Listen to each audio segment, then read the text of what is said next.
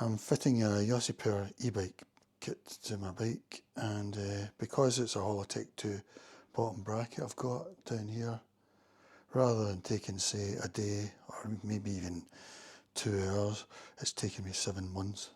Because with Holotech 2 bottom brackets you don't have any gap, so you need to put it on the driver side, the sensor, but then I had to buy a new crankset because you need a really small chain ring to for the magnetic disc to be in line with the sensor. The sensor didn't fit, it rubs, but that's all I could do, the best I could do. And that's the problem I've got with my final setup. The sensor rubs against the magnetic disc, and my wheel rubs as well. It rubs against, I think it's actually rubbing against the fork here. And this is a carbon fork as well, so I'm not very happy about that. I had to file down my fork to get this to fit.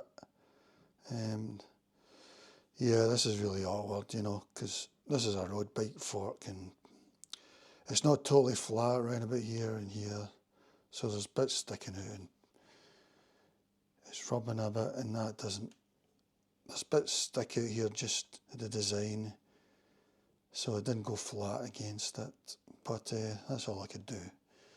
Okay, it might fall off after 1 mile, but it's worth trying. Here, because I can see by the mark. Oh, that's what I think anyway. I've not actually found out. Hope that squeak goes away. I had to buy a triple crankset because it's the only one that has to get the magnetic disc for this pedal assist sensor on the drivetrain side.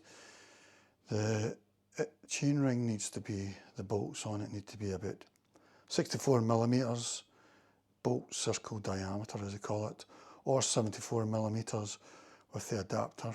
I've got the adapter on, and but when you're talking about that size of chain ring, you're talking tiny ones, so you're talking 21 tooth, maybe 30 tooth if you're lucky, but it's to do with the bolt chain diameter.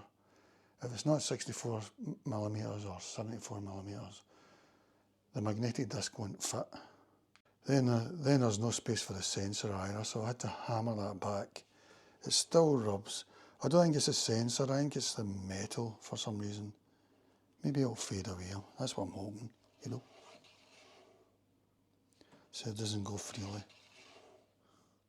I had to fit the battery upside down because there wasn't enough space down here.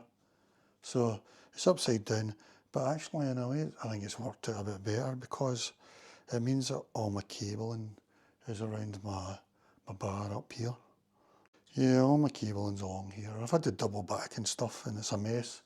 I'm going to improve this, but at least it's all out of the way of the drive chain and the wheels really. For the wheel I've put this that way up. I've seen others put it down and then that comes along up like that.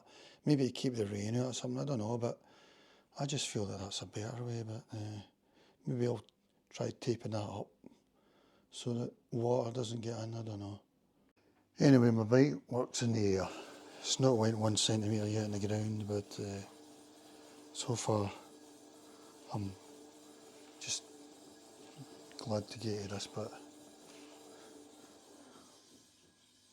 To anyone in the same situation, you know, all my problems was just the pedal assist sensor, having to put it on the drive chain side. That was the only real problem. No, I had a problem with the front wheel. I had to file my fork a bit to get the thing to fit in, because it was a road bike fork probably.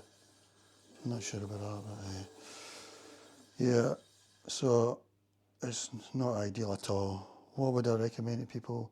Try and avoid Holotech 2 brackets if you can. I mean, probably if I was doing this again, I would put a square taper bottom bracket on, which would mean I'd need another crankset, but that's the way the market's designed. It's designed for square tapered bottom brackets at the moment, even though I think Holotech 2 is going to become more common. I suppose another thing I would suggest, I've not suggested this before, is take it to a bike shop. Maybe they'll be able to work it out for you, you know.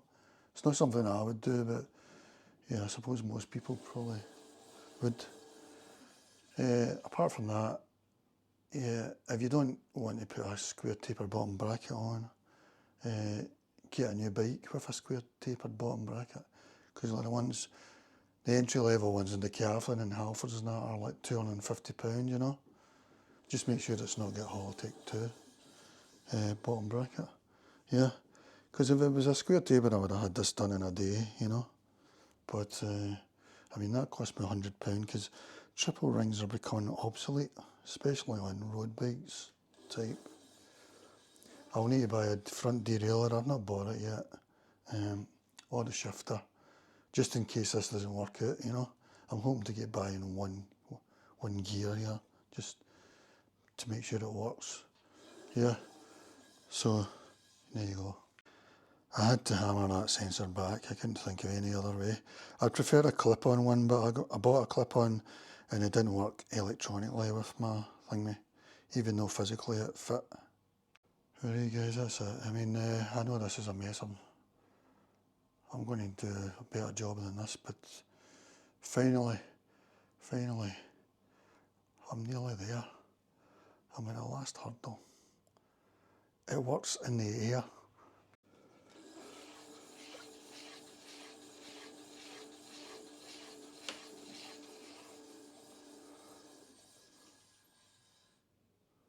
I'm also happy to have all that cable up there because all my brake cable and stuff, derailleur cable, comes underneath here.